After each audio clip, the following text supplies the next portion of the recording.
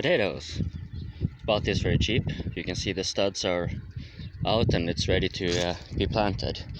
So these are seed. I'm not actually going to use this for food, not so much. It's more to have more potatoes that I can plant a bigger field next year. Now this is what I want to show. I had a charcoal pile over there that I made last year. You see, if you got it right, you know, you have a high temperature. If you want to have biochar, it's usually soft and porous like this. Now, why am I doing this?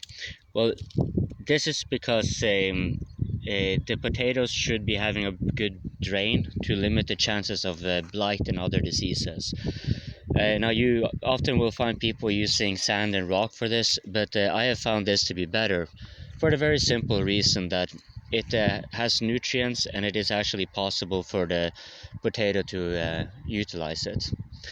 And so what I'm going to do is I'm just going to put the potatoes quite close on where I had the biochar, and then I'm simply going to cover it. I probably need to get more. This is not going to be enough, but that's fine. You can just put on a little bit later.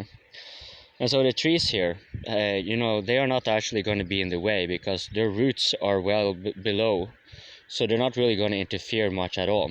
Instead, they're going to be capturing any excess nutrients that come from the you know, any fertilizer, if I choose to do any so with the potatoes and whatnot. Now also to enhance this, we'll show this when I get that far. Once I have filled this in, I will be planting a bunch of peas and legumes, so which I will cut before they make peas and legumes themselves. The reason for that is because then you can get a lot of the nitrogen they absorb from the atmosphere through bacterial activities in the roots released into the soil. But I guess that's a video for another time. Oh, what a lovely day it's today. My camera isn't too good though. Yeah, and the benefit here of getting these trees to grow quicker is that I can prune them at some point and have them make more char for me.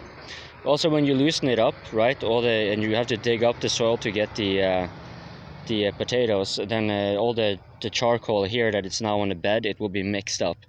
And at some point you will have such a high concentration of char that the soil will simply not compact. It will stay loose and it will drain always. So you're not really going to have you know, it's just the first time here I'm making a bed, but you know, a couple of times of doing this and you're probably not going to need to do that, at least not for your potatoes. Ciao.